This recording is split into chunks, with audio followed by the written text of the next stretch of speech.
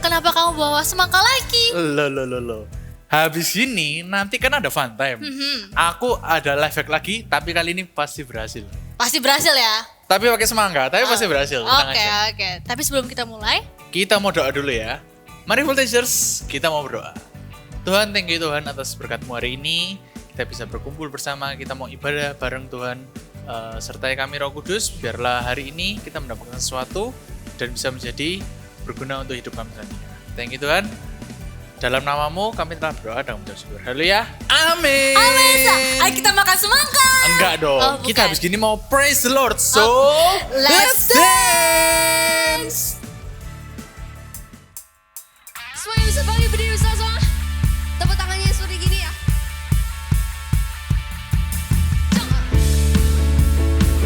Hey, hey, hey. Hey, hey, hey. Katakan, hey, hey, hey. Jiwa bebas terlepas, kuasa maut telah terhempas. Nama Yesus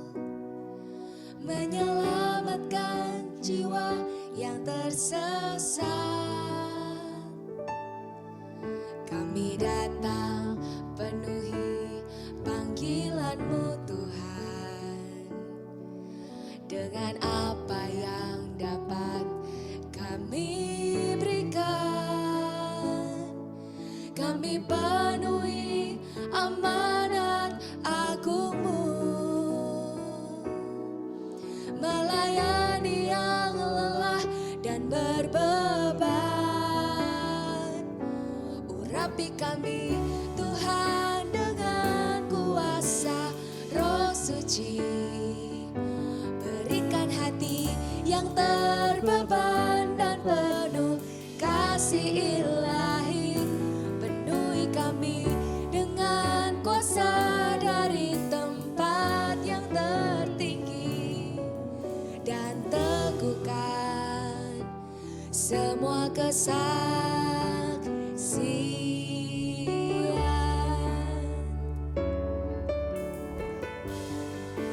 Pakai kami Tuhan, jadi alat-Mu.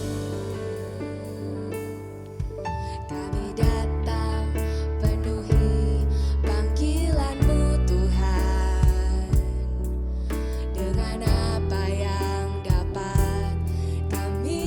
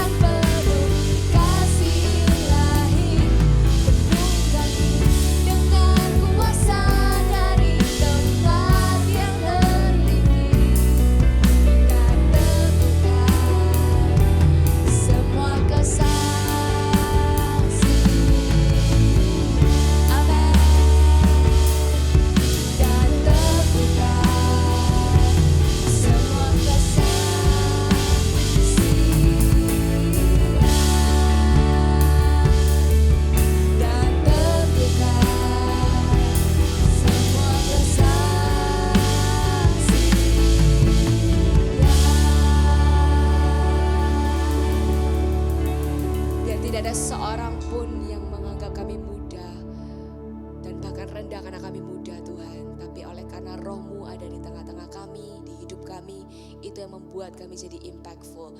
Kami minta Tuhan kebenaran firman-Mu juga membuat kami semakin hari bertumbuh di dalam Engkau. Dan kami siap juga melakukannya. Di dalam nama Tuhan Yesus Kristus kami mengucap syukur dan berdoa. Haleluya. Amin. Hai Multijers, senang banget Kak Papa bisa balik lagi ketemu kalian di ibadah Voltage. Kita akan lihat apa yang firman Tuhan katakan, yang pasti akan memberkati kita untuk membangun kita semua. 1 bulan ini, selama bulan Januari, tema besar kita bahas soal dream, mimpi gitu ya, cita-cita. Kakak mau dorong, mau ingatkan terus untuk setiap kalian, jangan pernah takut ya, punya mimpi yang besar, yang hebat, yang benar-benar nanti di masa yang akan datang Tuhan akan pakai kalian lebih hebat daripada orang-orang yang sudah hebat sekarang ini. Gak peduli keadaan kalian gimana, keadaan keluarga kalian gimana, asalkan kalian mau terus percaya, karena Tuhan loh yang taruh di hati kalian itu. Seperti Tuhan taruh di hatinya Yusuf, mimpi besar itu bukan dari diri sendiri, tapi dari Tuhan. Yang penting adalah gimana sikap kita setiap hari. Karena mimpi kita kan kita akan genapi atau terjadi tuh nanti. Tapi yang penting sekarang ini loh, setiap hari kita jalanin hari-hari kita ini tuh sangat menentukan. Karena untuk mencapai apa yang kita mimpikan itu pasti loh ada yang namanya masalah. Aduh, gak enak banget ya kalau bahas soal masalah. Tapi iya, yang namanya masalah itu nyata. Yang namanya masalah itu pasti ada. Umur berapapun kita, pasti yang namanya masalah itu ada. Baik waktu kita kecil, sekarang kita udah pra-remaja. Ntar kalau kita udah lebih dewasa, tetap juga akan ada masalah. Jadi jangan takut dengan masalah. Masalah itu bukan dari Tuhan. Tuhan gak pernah berjanji begini. Kalau kamu jadi anak Tuhan sungguh-sungguh, pasti hidupmu gak ada masalah. Tuhan gak pernah janji begitu. Tapi Tuhan berjanji akan selalu menyertai kita. Akan selalu bersama dengan kita menghadapi masalah-masalah itu. Jadi jangan takut. Bagian kita adalah mengenali sumbernya. Hari ini Kak Papa akan bagikan dari Alkitab. Bagaimana kita bisa kenal dulu penyebab masalah itu apa. Sumber masalahnya itu sebenarnya apa, sehingga kita bisa tahu cara menghadapinya bagaimana. Gitu ya, kita lihat sama-sama. Yang pertama, masalah itu bisa timbul karena kesalahan diri sendiri loh. Kalau misalnya masalah itu timbul karena kesalahan diri sendiri, maka yang kita bisa lakukan adalah kita sendiri yang membuang penyebabnya. Kita lihat dulu di Alkitab ya. Di kitab Yakobus 1 ayat 21, kakak tidak usah baca lengkap, kalimatnya kurang lebih begini. Buanglah segala apa yang kotor dan jahat. Artinya setiap kebiasaan buruk yang bisa mendatangkan masalah di kemudian hari di hidup kita itu bisa dibuang. Katakan sama-sama, buanglah segala yang kotor dan jahat. Segala yang kotor itu bukan ngomong kotoran ya, tapi sesuatu yang akan menghalangi kita mencapai apa yang menjadi mimpi kita itu. Misalnya contohnya, kebiasaan bohong. Kalau kita terbiasa dari sekarang, kita akan menuai masalah yang namanya gak dipercaya sama orang. Karena itu dari sekarang, jangan lakukan kesalahan yang sama. Karena kalau kita gak lawan sekarang, kita nggak buang sekarang, kebiasaan-kebiasaan kecil itu kelihatannya sepele, nggak terlalu banyak orang dirugikan.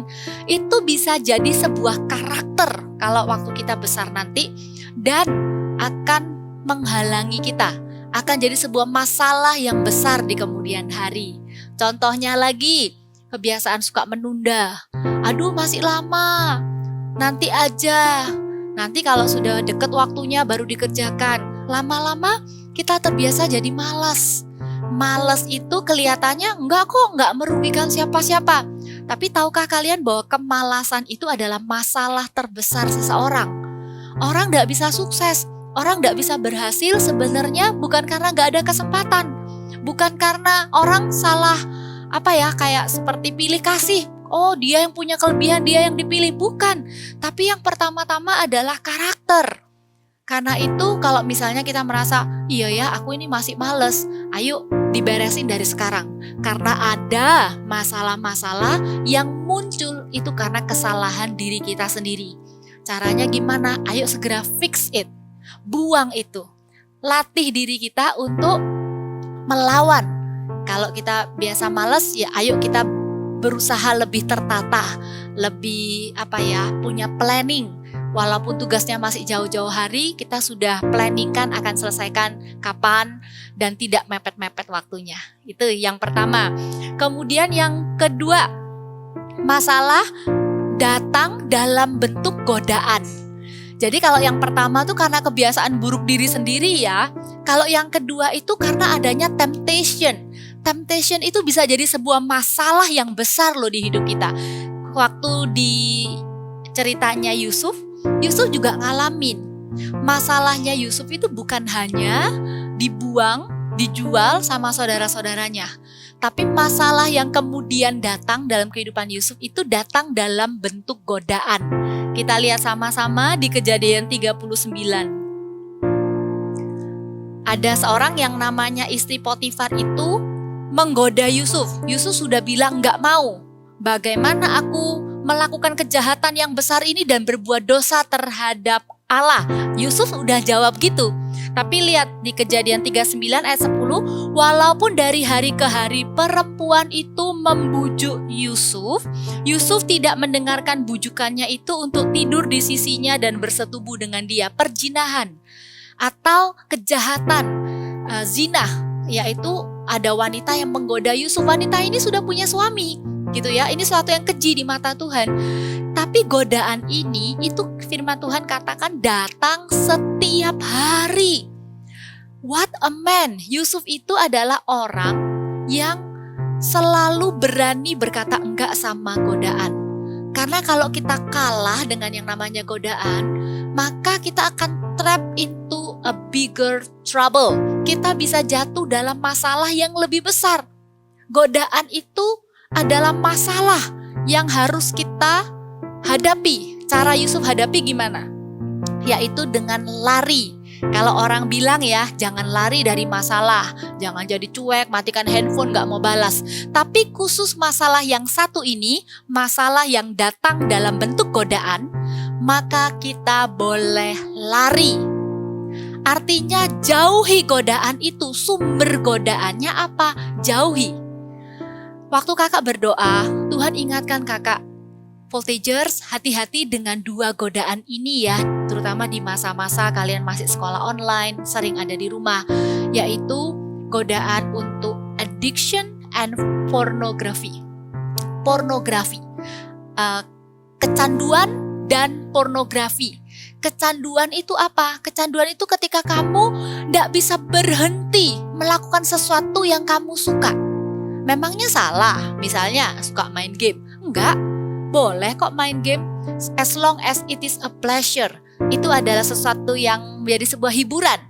Tapi kalau itu sudah menjadi sesuatu yang mengikat, artinya kita jadi gak mau lakukan yang lain, gak bersemangat lakukan yang lain, hanya lakukan main game itu. Hati-hati. Apalagi kalau sudah sampai di taraf di mana ketika di stop sama orang tua mungkin, kita bisa marah, kita bisa emosi, kita bisa bahkan benci dengan orang tua kita hanya karena kita dilarang main game. Ketika itu terjadi, ayo mulai dari sekarang minta Tuhan tolong ya. Tuhan, aku mau hidup dengan sehat. Aku gak mau terikat dengan apapun. Aku gak mau kecanduan apapun. Apakah itu game online, apakah itu apapun lah yang lain-lain. Kalian yang tahu sendiri, setiap orang beda-beda ya. Dan yang kedua yang Tuhan ingatkan adalah pornografi. Itu godaan yang selalu bisa datang setiap hari. Tidak ada yang bisa mengawasi kita 24 jam. Kakak sebagai orang dewasa juga punya freedom, akses tanpa batas di gadget kakak. Tapi kakak selalu berdoa juga. Seperti lagu yang berkata, kekang suci di dagingku, terus pimpin aku. Roh Kudus bantu aku supaya aku gak jatuh di dalam dosa pornografi lewat gadget. kita nonton-nonton sesuatu yang gak baik. Sebenarnya ya, kalau misalnya ada rasa penasaran di dalam diri kalian pengen tahu itu apa sih? Orang dewasa itu apa sih?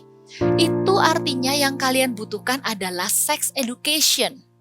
Pornografi bukan jawabannya. Kakak dorong kalau kalian penasaran untuk hal-hal yang berbau seksual, datang kepada orang tua, atau kalau kalian malu, cari kakak rohani, sesama jenis yang bisa membantu kalian menjelaskan. Jangan cari jawabannya lewat film-film atau lewat gambar-gambar, lewat konten-konten yang ada di media sosial. Oke ya, jadi larilah dari sumber-sumber masalah itu supaya kita tidak terikat, tidak kecanduan dengan sesuatu, terutama dengan pornografi. Sedih loh, Kak Papa tuh pernah tahu ada orang yang berhasil, orang yang kelihatannya sukses gitu ya, bisa jadi seorang pemimpin gitu di perusahaan atau apa, pendidikannya juga tinggi, orangnya smart gitu ya, punya banyak teman, dikagumi banyak orang, ternyata punya secret life, punya darkness, punya kehidupan gelap yang orang lain tidak tahu. Satu hari itu akan seperti bom waktu, itu akan jadi sesuatu yang berbau busuk, yang lama-lama gak bisa ditutupin lagi. Maka orang yang berhasil, yang sudah ada di puncak itu bisa jatuh begitu aja hanya karena dosa moral, dosa seksual.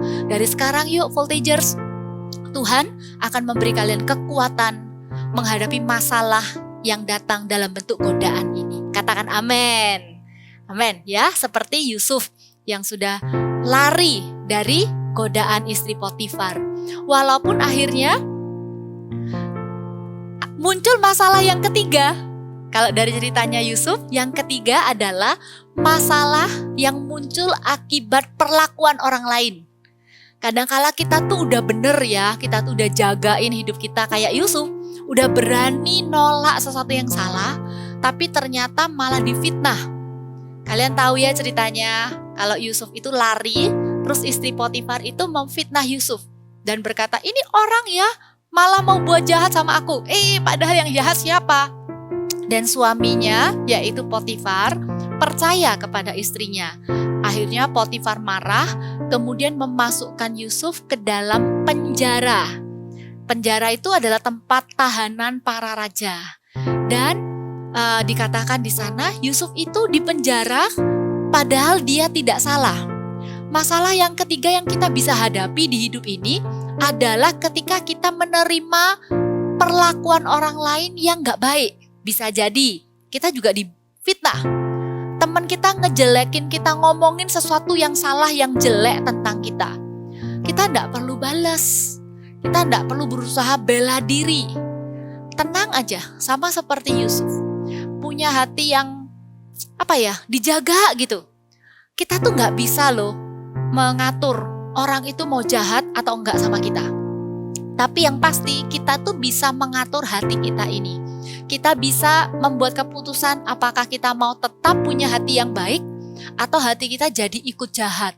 Kita pengen balas apa yang orang lain lakukan kepada kita.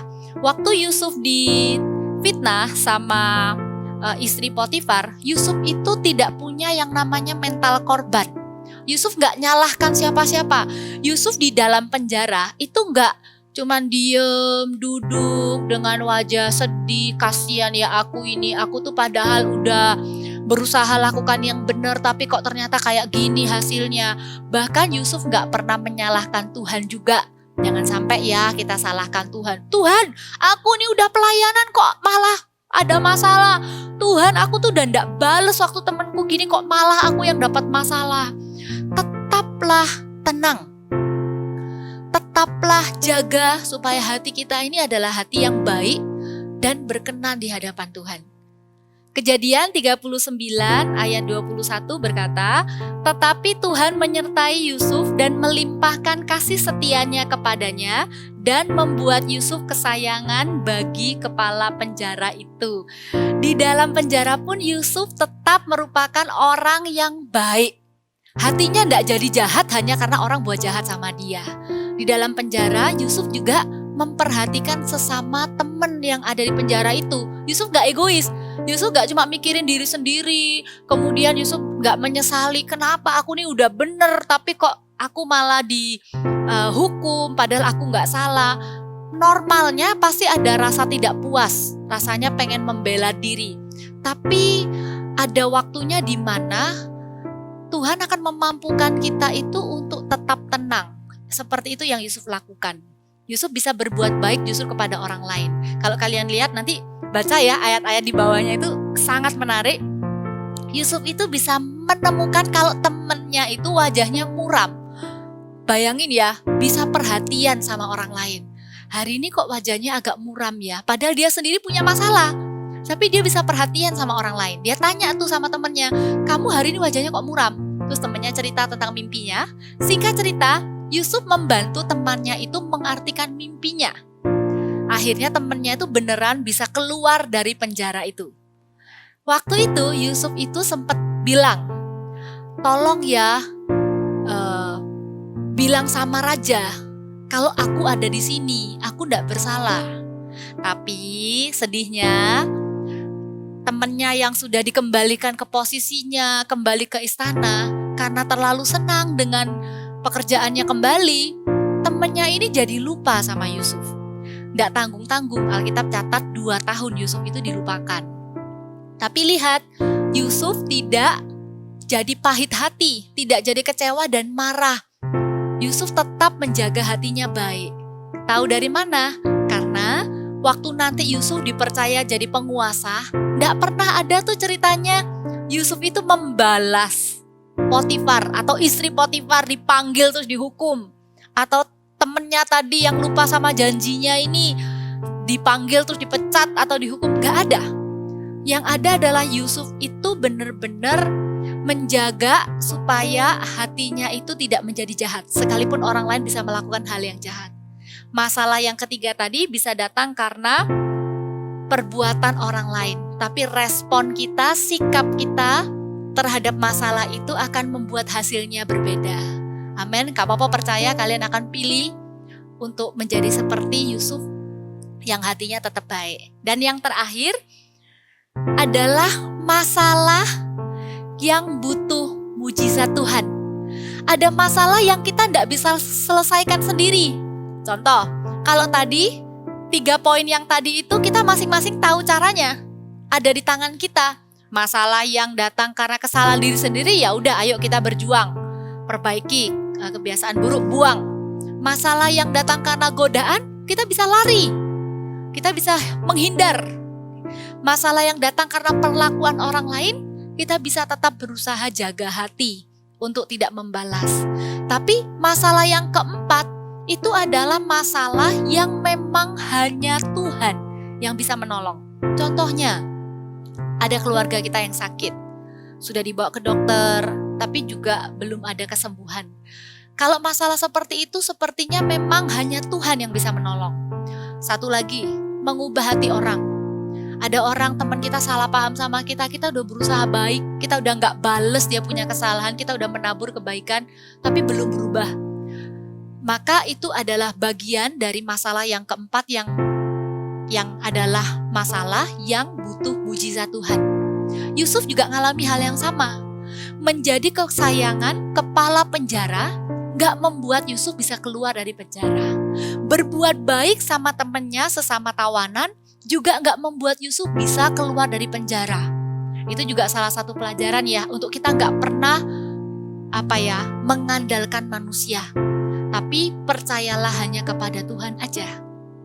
Waktu Yusuf juga ada sampai di posisi itu, can you imagine? Udah jadi Yusuf yang udah do the best, tapi tetap gak bisa keluar dari penjara. Karena apa? Penjaranya Yusuf itu penjaranya raja. Jadi cuman raja yang boleh mengeluarkan orang itu. Padahal apa raja tahu ada Yusuf di sana? Enggak, yang naruh Yusuf di penjara itu adalah Potifar. Jadi kalau secara logika manusia, tidak mungkin Yusuf bisa keluar dari penjara. Itu adalah masalah yang butuh mujizat Tuhan. Dan benar, akhirnya yang bisa membuat Yusuf keluar dari penjara adalah karena Tuhan menolong Yusuf mengartikan mimpi Firaun. Kalian udah tahu ya cerita ini. Bukan hanya berhenti sampai sampai mengartikan mimpi. Bisa jadi kalau cuma mengartikan mimpi, oke, thank you untuk kamu udah ngartikan ya, kamu boleh kembali lagi ke penjara. Oh no. Tapi Yusuf itu bukan hanya mengartikan mimpi, tapi Yusuf itu punya hikmat. Katakan sama-sama hikmat. Alkitab katakan, ini yang ngomong adalah Firaun sendiri. Di Kejadian 41 ayat yang ke-38. Firaun berkata begini, lalu berkatalah Firaun kepada para pegawainya, mungkinkah kita mendapat orang seperti ini, seorang yang penuh roh Allah. Itu yang membedakan, Yusuf adalah orang yang penuh roh Allah. Sehingga apa yang Yusuf katakan itu penuh dengan hikmat. Yusuf tahu apa yang harus dilakukan. Yusuf bisa memberi saran kepada orang yang paling penting di Mesir, yaitu Firaun. Akhirnya itu yang membuat Yusuf keluar dari penjara, bukan hanya keluar tapi menjadi orang nomor 2 di Mesir. Tuhan bisa mengubah masalah menjadi sebuah kesempatan, membawa terobosan dalam kehidupan setiap kita. Semuanya tergantung hati kita meresponinya. Maukah kita menjadi orang yang percaya kepada Allah dengan segenap hati? Dalam masalah apapun yang kita hadapi, jangan buru-buru menyerah. Come on Voltagers, masalah itu tidak akan menghentikan rencana Tuhan yang besar untuk hidup kita. Masalah kita itu tidak lebih besar daripada Tuhan yang kita punya. Hidup dengan pengharapan seperti ini setiap hari. Percayalah kepada Allah dengan segenap hati. Kalau hari ini kita masih ada di dalam masalah ya, jangan lihat masalahnya yuk, lihat Tuhan. Amin. Minta Roh Kudus bantu kita untuk mengatasi. Yang pertama tadi, Roh Kudus bantu kita untuk membuang kebiasaan buruk supaya nggak jadi masalah di kemudian hari. Yang kedua, minta Roh Kudus bantu kita berkata enggak sama temptation, karena kita nggak mau jadi orang yang terikat. Yang ketiga, minta Roh Kudus bantu kita untuk menjaga hati kita supaya kita nggak jadi pahit dengan orang lain, nggak menjadi kecewa dengan orang lain, ataupun kecewa dengan Tuhan. Yang keempat, minta Roh Kudus menolong kita untuk terus punya iman percaya. Karena ada hal-hal tertentu yang jadi masalah buat kita, bukan dengan kekuatan kita, tapi butuh mujizat dari Tuhan. Amin. Kita sama-sama nyanyi yuk sebuah lagu. Ada lagu yang bilang begini. Dalam segala perkara Tuhan punya rencana, ingat selalu ya, yang lebih besar dari semua yang kupikirkan.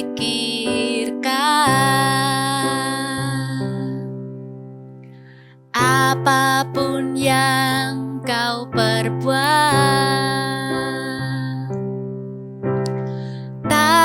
ada maksud jahat,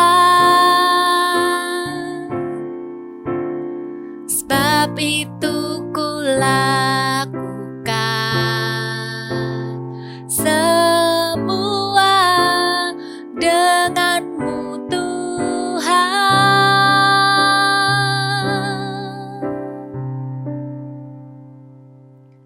Ku tak akan menyerah pada apapun juga, sebelum ku coba semua yang ku bisa, tetapi ku berserah kepada kehendakmu. Hatiku percaya Tuhan punya rencana. Nyanyikan lagi sama-sama, ku tak akan menyerah. Mungkin lagu ini baru buat kalian. Kakak dorong kalian pelajari lagu ini ya, karena kata-katanya sangat powerful juga untuk mengingatkan kita untuk terus percaya kepada Tuhan. Ku tak akan menyerah pada apapun juga, sebelum ku coba semua yang ku bisa, tetapi ku berserah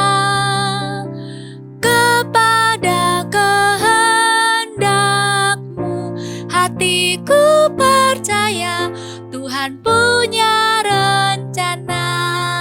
Kakak mau doa buat kalian taruh tangan kalian di hati. Roh Kudus akan bantu kalian. Roh Kudus mengenal kalian lebih dari siapapun juga. Roh Kudus tahu masalah apa yang hari-hari ini kalian hadapi. Dan Roh Kudus akan menolong kalian. Amin. Kita tutup mata sama-sama. Kalian bawa ya setiap apa yang menjadi permasalahan kalian di hadapan Tuhan. Tuhan, saat ini hamba-Mu berdoa untuk setiap teman-teman Voltage. Kadangkala mereka merasa mereka sendiri, gak ada yang mengerti mereka. Tapi satu hal yang hamba-Mu tahu, Roh Kudus, Engkau adalah sahabat yang sejati. Engkau adalah penolong dalam kelemahan kami. Kami berdoa saat ini untuk teman-teman Voltage. Kalau di antara mereka Tuhan, ada yang sedang di dalam masalah, sungguh-sungguh hamba-Mu berdoa, bantu mereka ya Tuhan. Masalah apapun yang mereka hadapi, baik itu karena kebiasaan buruk sendiri, baik itu karena godaan dosa, baik itu karena perlakuan orang lain yang tidak baik, atau karena mereka membutuhkan mujizat Tuhan. Hamba-Mu minta hari ini ya Tuhan, bantu setiap kami untuk terus percaya kepadamu, melihat Engkau, dan kami percaya Tuhan akan menolong kami dalam masalah kami. Masalah kami tidak akan membuat kami jadi lebih buruk. Masalah kami tidak akan membuat kami jauh daripada Tuhan. Masalah kami tidak akan membuat kami mundur. Tapi kami akan berjalan terus bersama dengan Tuhan. Sehingga satu hari kami akan menoleh ke belakang melihat masa-masa di mana kami mengalami masalah itu, kami berkata, Tuhan Yesus terima kasih sudah setia menolong kami. Kami sekarang jadi lebih kuat, kami jadi lebih berhikmat, kami jadi lebih percaya kepada Tuhan Yesus. Terima kasih Tuhan Yesus. Angkatlah kedua tanganmu, terimalah berkat yang terbaik dari Allah Bapa yang mengasihimu, dari Tuhan Yesus, dan dari Allah Roh Kudus yang selalu menyertaimu, tidak pernah dibiarkannya engkau sendirian. Terimalah hikmat untuk kamu bisa membuat keputusan yang tepat di waktu yang tepat. Ketika kamu bingung harus berbuat apa, Roh Kudus akan memberikan hikmat kepadamu. Terima kasih Tuhan Yesus, berikan tambahkan karunia iman kepada setiap kami juga. Di dalam nama Tuhan Yesus, haleluya, amin. God bless you. Joel, kali ini kamu mau ngapain nih? Hari ini fun time-nya adalah life hack lagi. Oke. Tetapi hari ini pasti berhasil. Aku sudah mencari-cari di internet cara-cara life hack yang keren. Ini salah satu yang keren. Oke, apa? Hari ini kita punya semangka. Semangka. Semangka lagi ya kan. Sama kita punya benang di sini. Benang. Benang. Oke, aku nggak bisa menebak nih mau Nah, ngapain. ini tuh buat misalnya nih, buat voltagers kan kadang ada yang nggak dibolehin pegang pisau gitu kan. Oke. Kan itu kan bahaya juga. Oke. Kita juga bisa memotong tanpa pisau. Menggunakan Yakin benang bisa? ini. Yakin dong. Ini ya, kita contohin ya. Set, ya kan? Ini benang, Hah? kita tarik gini. Lalu kita coba ya. Oke. Set.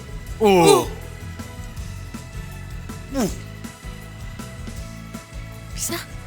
Wih, bisa dong. Gimana? Gimana?